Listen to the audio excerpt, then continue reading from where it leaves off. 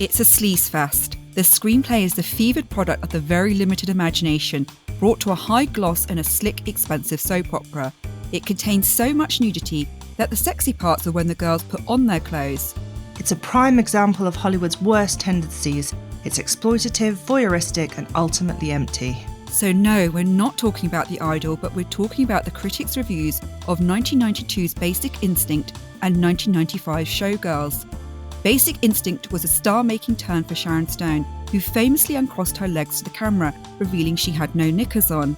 However, when Elizabeth Berkley bared all in Showgirls, it was considered a career-ruining move for the young actress. With backlash to HBO's The Idol and celebrities turning to the app OnlyFans to directly monetize their sexuality, in today's episode we're going to be asking, are we finally breaking down the stigma associated with selling sex and showing explicit content? Are women finally in control of their sexuality? And more importantly, is this newfound acceptance healthy for society? The phrase sex sells has been around since the 1870s, when Pearl Tobacco used an image of a naked maiden on their cigarette package, leading to an immediate rise in sales. And ever since then, advertising and media have used sex, particularly women's sexualized bodies, to attract sales and an audience. The depiction of sex and sexuality, it's often been used on screen both to shock, titillate, and instigate important discussions around sexuality. And HBO have recently released The Idol, which they themselves described as a subversive, revelatory take on the cult of the music industry. The cast is actually led by Lily Rose Depp, who's the daughter of Johnny Depp and Vanessa Paradis, who we actually talked about a little bit in the first episode on Nepo Babies. And she stars as this sort of Britney Spears-esque pop star called Jocelyn, and her last tour was derailed after she had a nervous breakdown following the death of her mother. She meets and strikes up an unhealthy relationship with a male character called Tedros, who's played by music superstar The Weeknd, and his real name is actually Abel Tesfaye. Mm-hmm. For the sake of making it easy, we're just going to call him The Weeknd during the episode. He plays this slimy modern-day cult leader, and it's slightly in the style of Scientology and NXIVM. And the original director, Amy Seimetz, her initial approach on the project was that of a troubled starlet falling victim to a predatory industry figure and fighting to reclaim her own agency. And there's been some claims that this story might have been inspired by the situation that Britney Spears found herself in during her mental health crisis, and particularly around the mysterious associate Sam Lufty, who attached himself and even claimed to be her manager during this period. And many believe he was actually the catalyst of her downfall. Her mother, Lynn Spears, claimed that Lufty essentially moved into Britney's home and had purported to take control of her life, her home, and her finances. And Spears alleged that Lufty took control of her medication, cut her phone lines, and controlled and manipulated her. They even believe that he may have intentionally drugged and confused her, and a 3-year restraining order was granted against him in 2009. So we have a kind of flavour of where the show may be going. It was developed and directed by Sam Levinson, who's the guy behind Euphoria, along with The Weeknd and Reza Fahim. And the first episode was released on June the 4th, and it was in their primetime Sunday night slot to replace Succession that's just finished. Have you ever seen Euphoria? No, I haven't. And like I said in our Nepo Babies episode, I heard a lot about it and I do want to watch it, but I don't really feel like I'm in their target audience. No, I can definitely relate to that, because the sort of sex, drugs, drink and parties, they made absolutely no appearances in my teen years. So I related just far more to the Drew Barrymore movie Never Been Kissed. That would be more my speed. And that is so funny, because I was obsessed with this film with Drew Barrymore called Poison Ivy, and she plays more like a teen seductress and a bit of a femme fatale. Apparently she was only 17 when she made that film. Wow. So yeah, so we're sort of opposite sides of the spectrum here, Sarah. Definitely. In terms of The Idol, ever since it was announced, HBO has really leaned into the controversy, and they've actually been marketing it as the sleaziest love story in Hollywood, which again is, to me, a bit of an oxymoron, because it's not really a love story if it's sleazy, is it? Yeah. But comments in reaction to the early trailers, some of them were great. Another entertainment show about exploiting young women. Yeah. And there was another comment that said, "Count me out. I have absolutely no interest in rewarding the producers or HBO for trying to profit off of their self-described sleazy love story. Worse, if the descriptions of the plot are true, never underestimate the twisted, cruel, devolutionary aims of patriarchy, portraying women simultaneously as irresistible, yet as objects to be controlled and abused. How else can one interpret so rapey? I kind of like that about him. Wow, shame on HBO. Yeah, and this is not exactly surprising. HBO, they've become synonymous with adult sort of orientated content, thinking Sex and the City, The Sopranos, Game of Thrones. And don't forget my personal favourite, True Blood, which I absolutely loved. I was obsessed with that show. Yeah, no. Yeah. I think HBO actually got more controversy than perhaps they were even expecting when events behind the scenes of The Idol started to make headlines even before it was released. So Rolling Stone published an expose on the 1st of March, quoting 13 sources who had revealed that the production had gone wildly, disgustingly off the rails. So it was originally intended to be a sort of satire of the music industry. And then they claimed that it devolved into what one source called sexual torture porn after the sudden exit of its female director, Amy Seimetz, who had previously directed The Girlfriend Experience. And I think, Lisa, you've watched The Girlfriend Experience, haven't you? I have. I watched season 1, not the new seasons, and I did find it really intriguing. And it's so hard to read in a way, but I could not stop watching it. Yeah, I mean, I remember reading that Isaac Feldberg, he described it as a mesmerizingly brilliant series about fantasies of control and women negotiating their power in a world of possessive men. So it sort of sounds like something I might find interesting, although I haven't seen it. But according to Deadline, Seimetz had been forced out because the show's co-creator and co-star The Weeknd wanted to see less of a so-called female perspective. He's actually denied this, and then it's sort of been suggested that actually, according to them, the original cut of the show was reportedly not as complex as The Weeknd and Sam Levinson had hoped, and the dynamic between the cult figure character Tedros and Jocelyn was not as developed as they wanted. But I mean, they scrapped this after having already filmed 80% of the show already. And the existing content was estimated to have cost $54 to $75 million. Wow. In order to rewrite and reshoot the entire thing with Levinson taking over as the director. So that's a big call. Oh my gosh, I'm actually really surprised the producers agreed to this because that is a lot of money to scrap. It almost made you think what had been filmed that they thought maybe it wouldn't be commercially exciting enough, or if, and this is entirely guessing, if they thought there was too much of a female perspective. It's as if they think the female perspective doesn't sell somehow, which is surprising because The Girlfriend Experience was successful critically and commercially.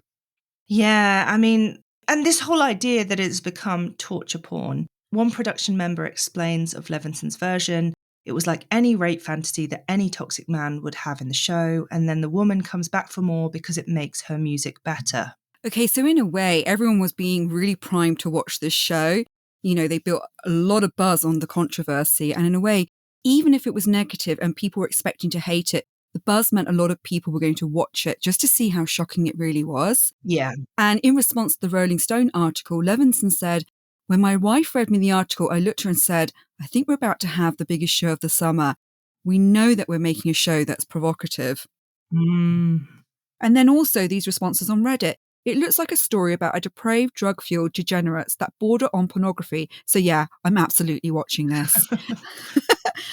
How is it a travesty if it hasn't even come out yet? To each their own, but I prefer to give something a chance before passing judgment. Yeah, I mean, there is a good point about that. And I have to be honest, if we weren't doing this episode, I probably wouldn't be watching it myself. Maybe 10 to 20 years ago, I might have thought, oh, that's exciting, that's shocking, let's have a look. But, it doesn't really appeal to me in and of itself.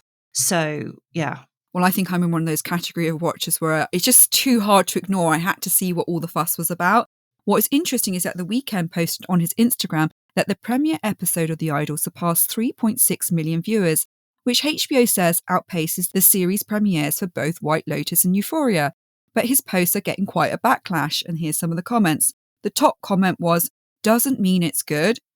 Terrible move doing the show, making yourself looking creepy as fuck." And another one, "I'm convinced people are watching this because of the controversy around it." Yeah, and I mean, and since its release, most of the reviews have been at best mixed, but mostly negative.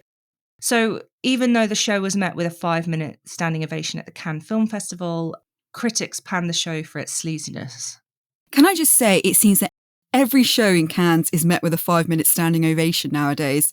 I mean, I read that all the time, and I guess it depends on who's in the room, right?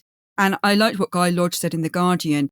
You know, he said about Cannes and these standing ovations, he said, just as you wouldn't refuse to toast a couple as a guest at their wedding, festival etiquette simply dictates that you be upstanding and clap-handing for any filmmaker or star on their big night. Yeah, I mean, and despite that, they've got a 26% rating on Rotten Tomatoes from critics, and Twitter reactions to the show range from it's a Pornhub homepage odyssey to the TV version of clickbait. So what do you think of it? Well, I have to say, when I watched the first episode, the biggest thing for me that jumped out was it was basically really boring. And yes, she does wear tiny sexualized outfits, and yes, there was over-sexualized choreography and references. But the dialogue and the characterization meant I felt absolutely no connection to the show, the characters, or the story. And I'm not the only one. In a GQ article, they said, it's hard to imagine anything as unsexy as what we're told to believe is the most radical, boundary-pushing TV sex ever. Yeah, and I think I'm on the same page as you. I mean, and also a lot of the commentators out there, I just didn't find it sexy. I suppose for me, I like the insider view of the music industry and sort of like seeing the glamour of a pop star's life. And I think that's about it. Yeah, I mean, it was just the dialogue was so cringy. And there were these painfully meta conversations between the execs who were supposedly satirizing the music industry. But the dialogue was what no actual person would ever say. So, I mean, the New York Times describes the scene of when a youngish creative director expresses qualms about romanticizing mental illness, an abrasive Generation X record executive played by Jane Addams, chides out-of-touch, college-educated internet people who won't let the public enjoy sex, drugs, and hot girls. And, you know, when I was watching it, I just imagined that the creators were sitting there congratulating themselves on how clever and philosophical they were in having these conversations. But I think if you have to do that, then, it's not as clever as it thinks. You know, you were being hit over the head with it, so to speak. I will say there were some better bits in the second episode. Particularly when they were filming the music video and Depp's character was sort of having an emotional breakdown. You actually sort of felt sorry for her in that moment, and you could see she was trapped within this machine of the music industry that was so uncaring. But as soon as the Weeknd's character comes back in, I mean, I just found it tedious, mainly because there was just no chemistry or charisma. Yeah. And this is a character who's supposed to be able to bring people under a spell, including a world-famous pop star. But he seems to have no presence, and you just think, why would anyone follow him anywhere? I mean, it really makes me think of the movie Dangerous Liaisons and then the teen remake Cruel Intentions, because the characters that were played by John Malkovich and Ryan Felipe, they're really both, they're ultimately unpleasant and untrustworthy characters. And so were the female counterparts, who are played by Glenn Close and Sarah Michelle Gellar. But they're all charismatic enough that you can understand why someone would fall under their spell, even though they had a reputation, even though their behavior was bad. It sort of, it was, you could understand that, but not so much in The Idol. So, I mean, how about you? I agree. And it's sort of like when you think of how Kim Basinger fell under the spell of Mickey Rourke in 9.5 Weeks, I kind of got it. You know, he was so magnetic, but I'm not getting that from The Weeknd. And, you know, but I do think that Lily Rose Depp is acting her socks off. I mean, if that's not the wrong way to put it. And I agree with you on that scene where she's making the music video. I really felt for her.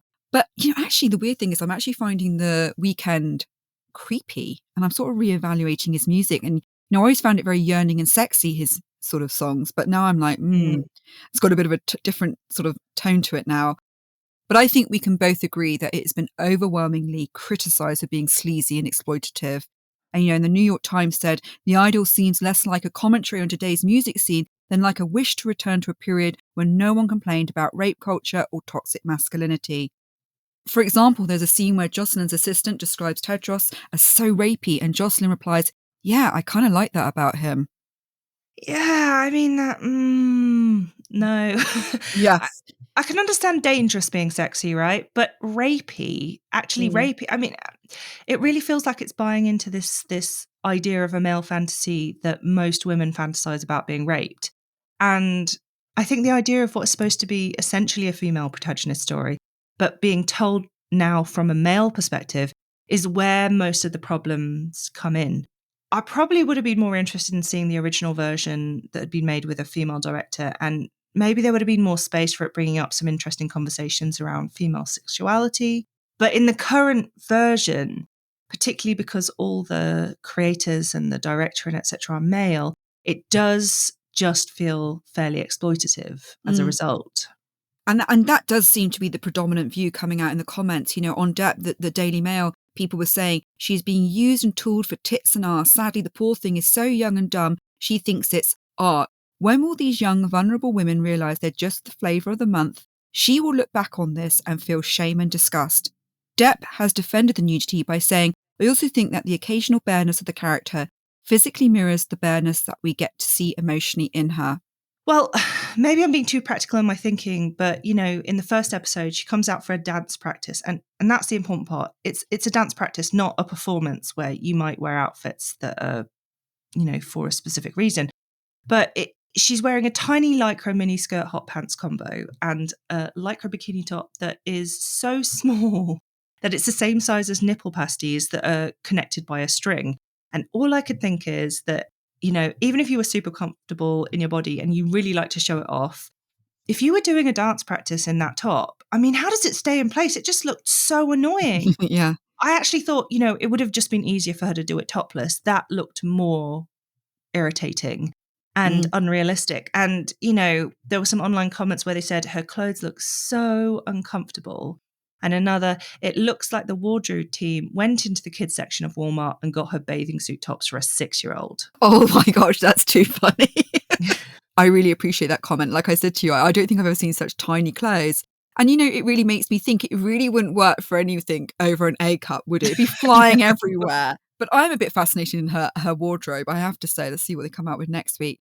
But let's talk about another exploitative element, which is the Britney Spears connection that you mentioned earlier. The trailer for The Idol was set to the Britney song Gimme More. In the first episode, there is a character playing a Vanity Fair reporter who says the choreography is like a homage to Britney, to which Jocelyn's publicist responds in typical PR style, I think what Britney and Jocelyn have gone through is really unique, but ultimately universal. You know, look at what she's overcome. You know, the press has been brutal, but Britney as well. People count them out, and this is Jocelyn saying, I will not be written off. However, the production has denied that the show is based on Britney, with Levinson saying, we're not telling anyone else's story. But you could say that even the positioning with references to Britney, they know that this is going to bring up speculation around this as a story. I would argue that you could say they're essentially exploiting Britney just by positioning it as such and having those similarities that they know is going to, you know, bring up a lot of speculation. Even if they deny the similarities, they know that this is going to happen. So it feels like using someone who's already been exploited many times over. And that's assuming, of course, that she's not associated with the production in any way or that she did give her actual permission behind the scenes. I suppose the biggest debate that we have to look at is how can you differentiate between art that is supposedly demonstrating a world that is sleazy and commentating on that, or being critical of that, and something that is essentially sleazy, exploitative, and gratuitous in itself?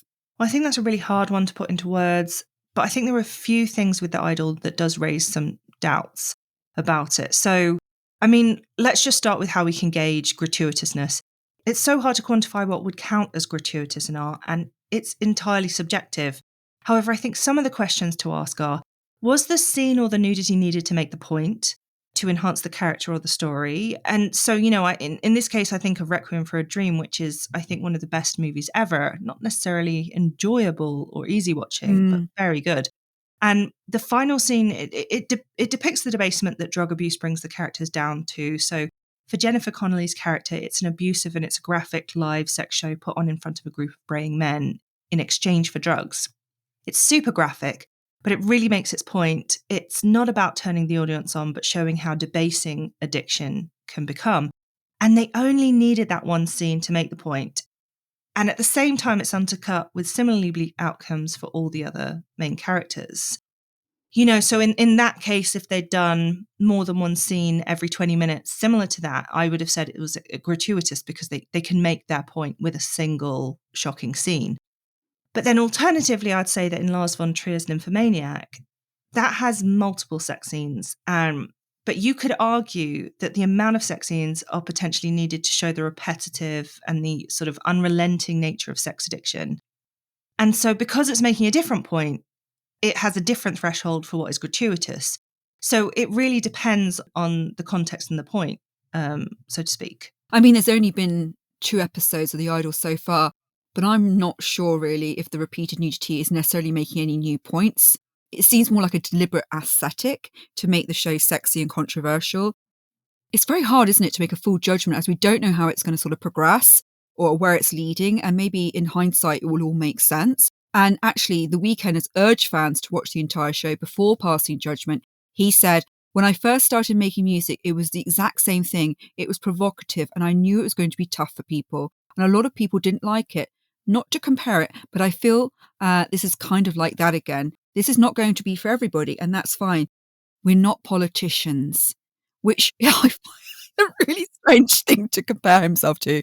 Yeah. Yeah. Yeah. I mean, I do think we do have to make that disclaimer, and I think there's room to possibly do an update once the entire Yeah. series has been released. But I do think it's an interesting point because on one hand, you do need all the information to make a judgment. On the other hand, it conveniently convinces everyone to watch the whole thing, and they get the numbers regardless of if you come to the judgment that it was rubbish in the end. So, it seems like a good Yeah. way to get people to watch.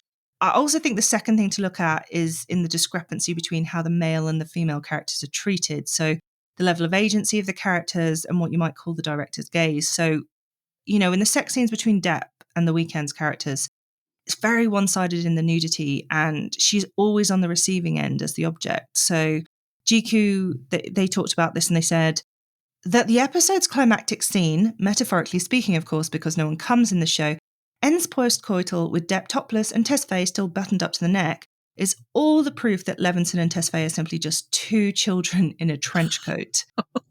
To them, sex is as follows. A woman gets so turned on because a man exists, then something messy and weird happens in the middle. We won't say what it is, but trust us, we've definitely had sex before. And then finally, when it's all over, she lets them know that was the best time she's ever had. Who wrote this? It's just so genius. I don't think I can watch episode 3 now. I've read that. Yes, it feels like she's just like this doll-like character without any agency who exists for everyone else's pleasure. And if you think of True Blood, there were plenty of nude scenes with the male actors, thinking of Alexander Skarsgård and Ryan Kwantung.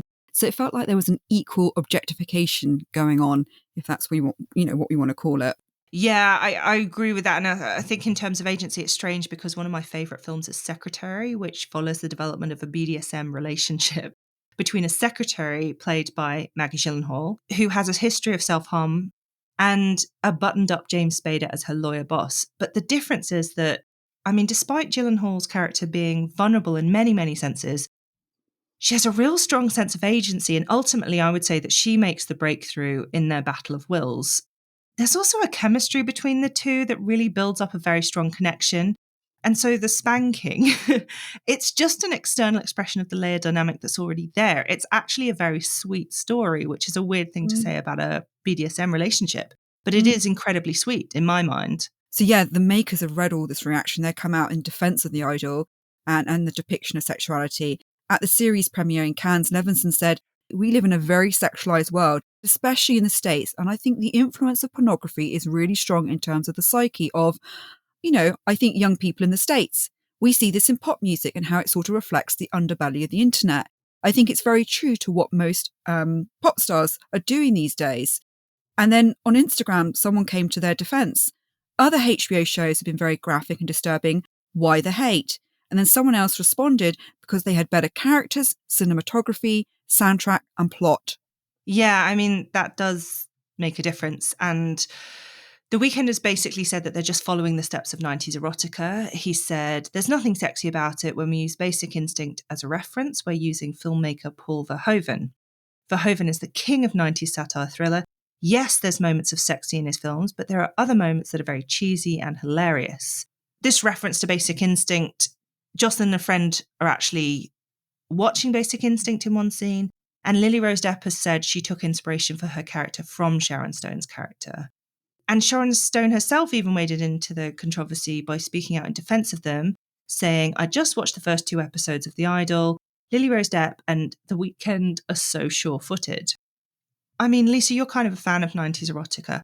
Why don't you just put this in context a little bit? I really think the impact of this era has lingered in ways I didn't really appreciate until we started researching this episode.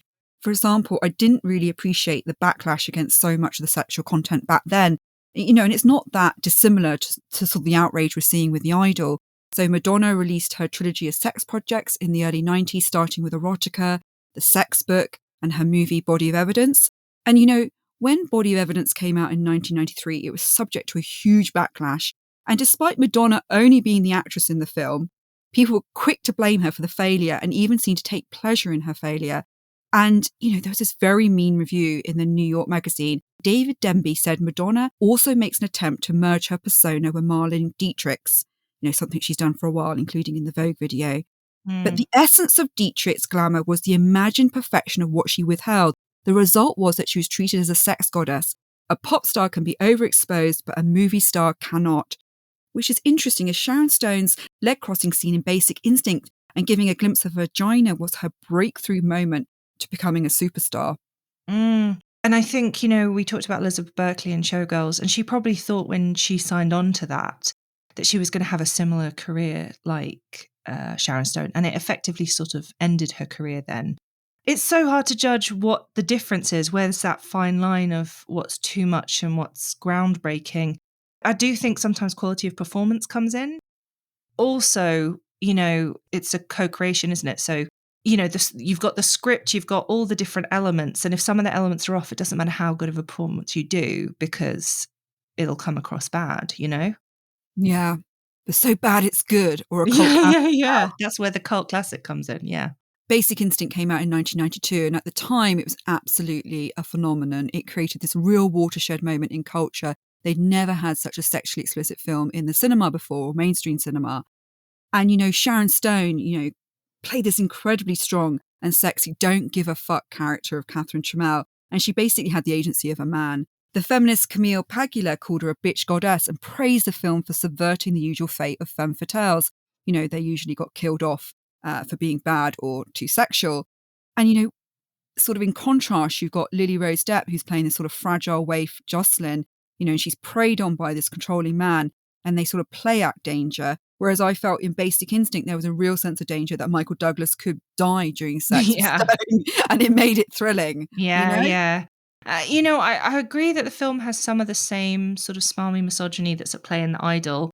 It had a lot of sex scenes in it and nudity on Stone's part. And there was some very over-the-top thrashing about, which The Weeknd said last week was what they were going for in The Idol.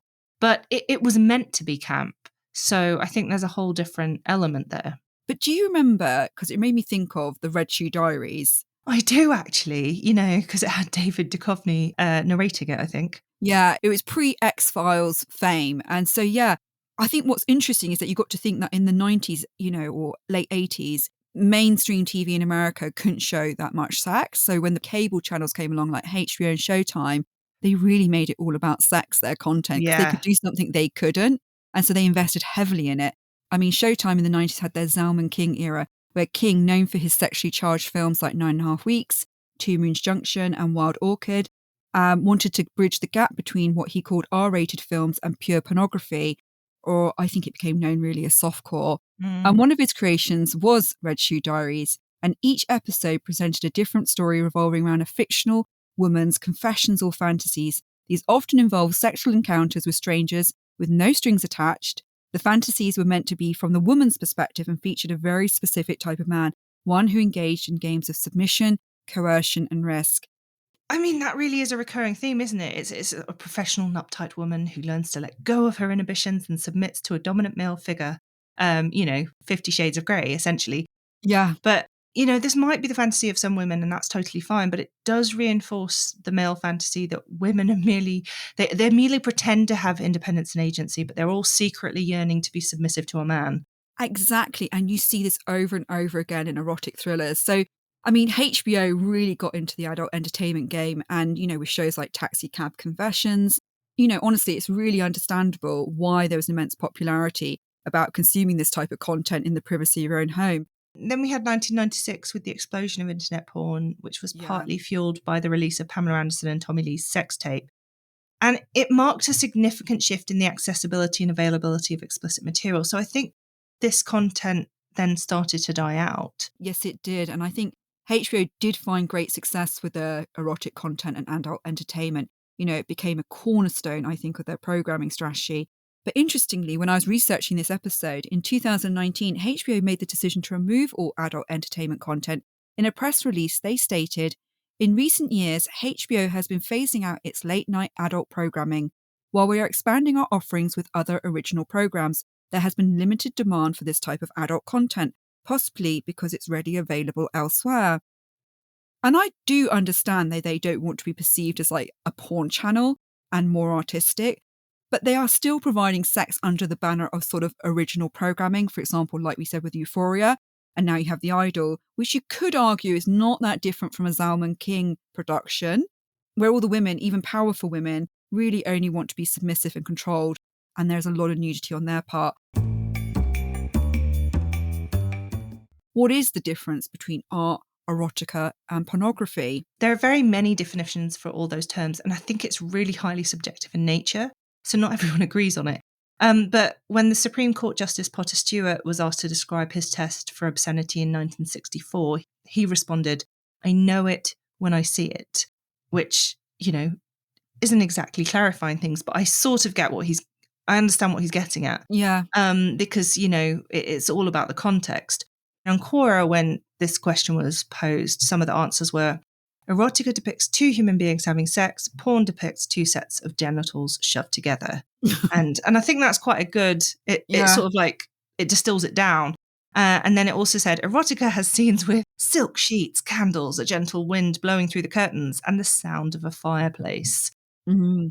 In an essay on Psychology Today, besides pornography being principally a money-making venture, the very word pornography, or better porn, almost invariably connotes a certain exploitation, at times degradation or desecration of human sexuality. It takes acts that may express affection, love, adoration, or even profound caring, and it dehumanizes them into something animalistic. When the question was posed in The Guardian, some of the comments highlighted just how subjective these terms are. So one was pornography is erotica, which is not to the taste of the person describing it. Usually pornography is stronger than that which the person considers erotic. And another was, as a former bookseller, I would suggest that erotica is used by bookstores to disguise the fact that they're selling what most people perceive to be pornography. The distinction lies in the psyche of the purchaser or the retailer. If you feel guilty about what you buy or sell, then you call it erotica. And a final one, I once heard pornography described as anything you fast forward through to get to the best bit, which suggests, that the entire aim is just to get off, really. Yeah, that's interesting. You just reminded me of just like how inaccessible sexy content was in books when you were growing up, and everyone tried to share a copy of Judy Blume's Forever around school.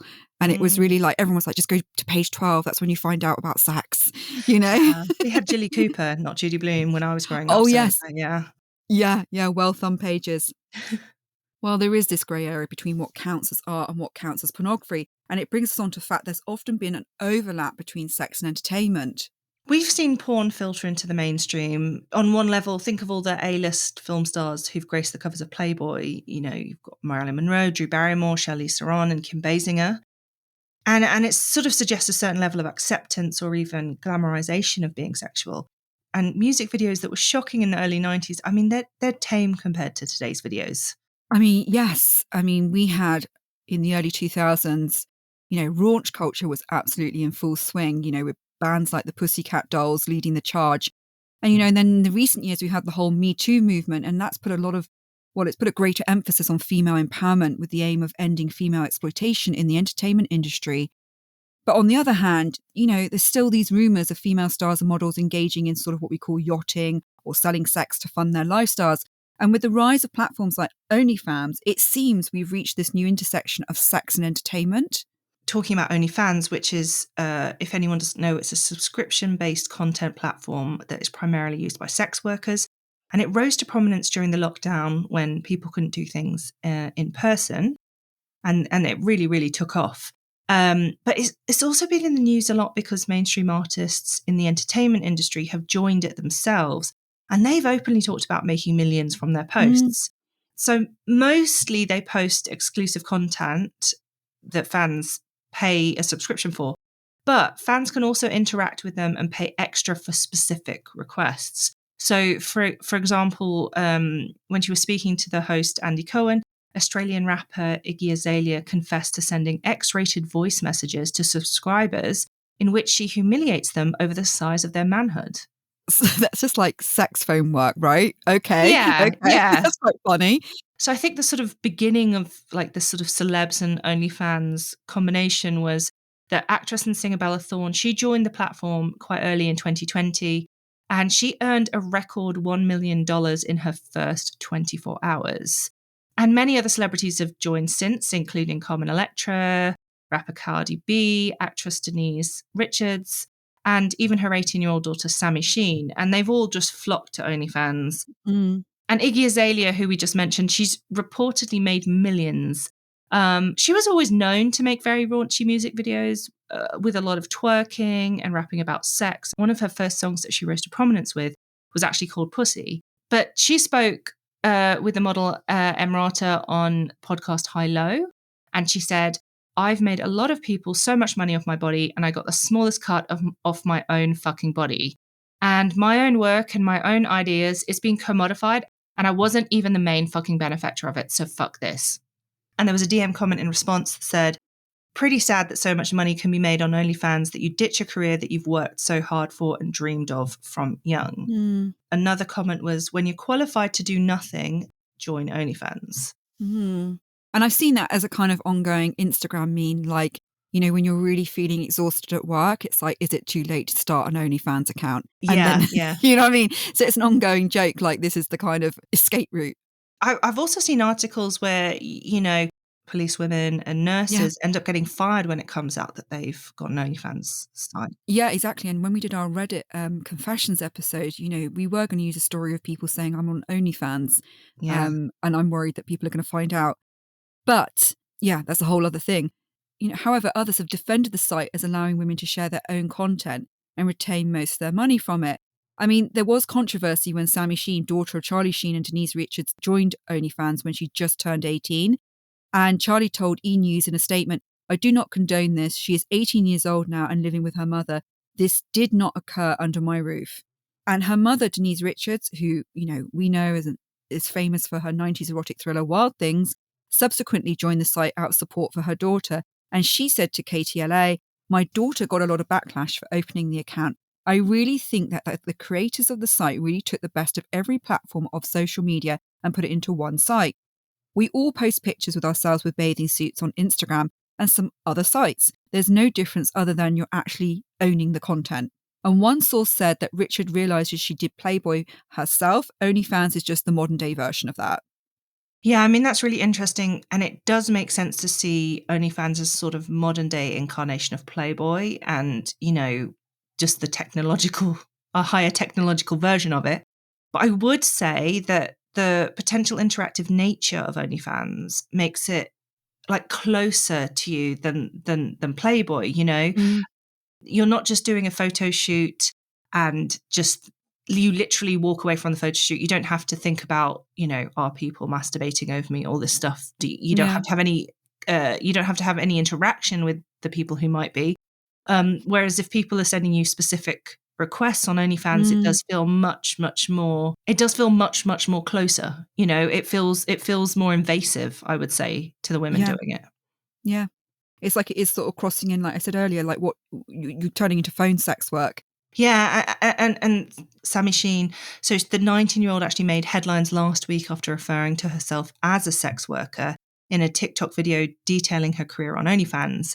She did then later go on to qualify this by saying, "I'm not a porn star and I don't meet up with people. I don't film myself having sex. I don't do that." And she continued, "The only reason I said I'm a sex worker is because my main source of income is from my OnlyFans. And if people did their fucking research, they would realize that there's multiple forms of sex work." But at the same time, a source supposedly told people that this may be something that Sammy's doing to bother her father.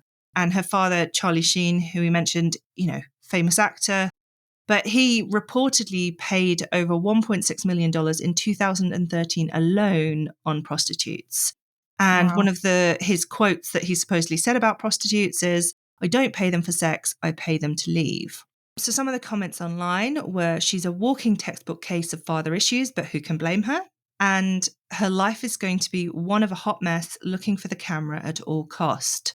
Lost childhood, dysfunctional family, and mucho money. What could go wrong?" And finally, "So he can treat women like a piece of meat and then not like it when his offspring follows the same path. Dad of the year."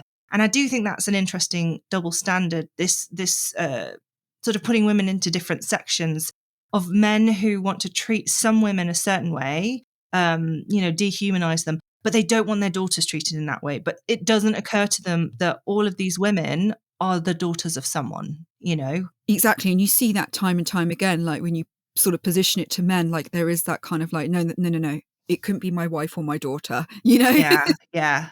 But I honestly, Sarah, I do feel conflicted because, as you know, I grew up with Madonna and her hypersexuality and really graphic imagery. It was all packaged up with sex and her body. But the thing I think is different is that she was actually performing. There was great music to go along with it. Whatever you think of her film career, it was interesting to watch. She's got a lot of charisma. And now I just feel with OnlyFans, it's just about the imagery, which I personally don't find inspiring, but I'm not probably their target market. But I respect it's a way to make money and be independent. And, like that classic thing people say to get out of these conversations, it's a slippery slope. So what do you think of OnlyFans? Well, we've both mentioned Brené Brown many times before, and I just want to say I don't believe in shaming people. I specifically don't believe in shaming women for exploring their sexuality, particularly when it's so hypocritical. We shame the women, but not the men. And I think there is somewhat of a double standard. So in some ways, OnlyFans is making a more direct, it's doing something more directly and brazenly, but it's doing exactly the same thing that a lot of the entertainment industry has done for a long time, which is using sex and predominantly female bodies and sexuality to make money. They're just not hiding it anymore. It was subtly, you could say it was art, but they were sort of using it on the down low. Now it's blatantly transactional. And I think that brings up a lot of discomfort for people, possibly for good reason. But that said, do I think it's healthy for society? I mean, I can imagine it's very tempting if you're in your 20s, you have a great body, and you find you can make a shitload of money just by taking photos of yourself at home. I also think it sort of depends. It's a case-by-case basis of how it's done. I do think that dehumanizing sexuality so that it just becomes separated from the person and the connection, I think it can potentially be harmful to developing healthy, loving relationships. So sex and sexuality is a really important part of life, but not when it's divorced from the rest of being human. It's like it's just all about the genitals, And some research has found that, yes, pornography, when used as a couple, can potentially have some positive outcomes, such as willingness to try new sexual behaviors or increased sexual intimacy. The same research and a lot of other research has found far more potential negative impacts. So, for example, that people can face difficulty becoming sexually aroused with pornography. It's a bit like a drug where you need more and more and more of it, and where you end up losing interest and engaging in fewer sexual experiences with your partner. You're potentially more likely to cheat. It can lead to your partner feeling sexually inadequate. And in general, this idea of both the user and the partner experiencing a decreased sort of relationship sexual satisfaction and a reduced emotional closeness. This idea that, you can have, and I know someone who did a lot of like counseling with men who they really loved their wives, but they couldn't then be sexual with them because their sexuality needed to be degrading in order to be aroused. So then they had to like separate those two things out, and it really caused massive problems for them. But what are your final thoughts on this topic? I think the subjective definitions of art, erotica, and pornography, they make it really difficult to tease out these issues. So one person's erotic art is obscene to another person. Sexuality has often been saturated in shame, particularly for women, who are often judged for having sexual desires or enjoying sexual pleasure. So in some ways, I do think that the representation of sexuality in cinema and art can serve a purpose to open up conversations about female sexuality and the whole gamut of human experiences of which sex is a part. And as Lucy Ford wrote in GQ, in its best form, sex on screen offers us so much as a shorthand, from people falling in love or lust to a character showing vulnerability in moments only shared in private with another person. However, I also think that at its worst, when it divorces the physical sex act from any emotion, connection, and meaning, and it reduces women down to receptacles for male arousal and entertainment, that ultimately this is damaging for both men and women who are then unable to build healthy, loving, and sexually fulfilling relationships as a result. And I'm thinking of teenagers who log on and they don't have any reference for what real sex is, and they think that this is real, you know? I'm going to be honest, I'm still working through a lot of the unhealthy messages that I absorbed about sex growing up. And my concern is that, I really applaud women for taking control of their own sexuality and making their own choices. I don't like kink shaming or anything like that, but there's a real risk that sites like OnlyFans can, in and of themselves, then become another tool for abusing women and send the message to young girls that their only worth comes from what's in between their legs. And I do think shows like The Idol do seem to perpetuate that idea. And while it claims to satirize it, so far from what I've seen, and we haven't finished it yet, but it mainly seems to be reveling in it rather than satirizing it. So Lisa, what are your final thoughts on this topic? Well, it's interesting, isn't it? Because as we record this, The Idol has been HBO's #1 show for 10 days. And I think this raises interesting questions about the consumption of provocative content. It makes me think, if such content is widely regarded as offensive, why do so many people continue to watch and engage with it? And, we can easily find porn and sexual content online. And, going back to HBO, it publicly says it no longer does adult entertainment, yet it has spent tens of millions to produce and promote sexually explicit content, placing it in a prime time slot under the banner of prestige drama. They hired two powerful men in Hollywood, The Weeknd and Sam Levinson, to tell a narrative that essentially puts women back into submission and focus on their nudity. Lily Rose Depp's argument that her participation in the show is not selling out to the male gaze and is a form of empowered self-expression may be met with skepticism. It is evident from the online reactions that her explicit scenes tend to overshadow her talents as an actress. This imbalance shifts the focus away from her acting abilities and raises questions about the show's priorities and intentions. And to me, it seems that HBO has returned to their late-night adult material from the 1990s and would rather have a summer hit that creates massive conversation than put artistic integrity first. The Idol may make a lot of references to Madonna as a pop idol and Sharon Stone's character in Basic Instinct, but the crucial difference is that they were in charge, and I really question why they made it and why now. Thank you to our lovely producer, Emily. If you enjoyed today's episode, please don't forget to leave a review and subscribe. It really does help us in reaching more people. Also, you can follow us on Instagram at Straight to the Comments Podcast. Our handle is S2TC Podcast. And join us next time when we'll be diving headfirst straight to the comments. See you there. This podcast has been produced by Emily Crosby Media.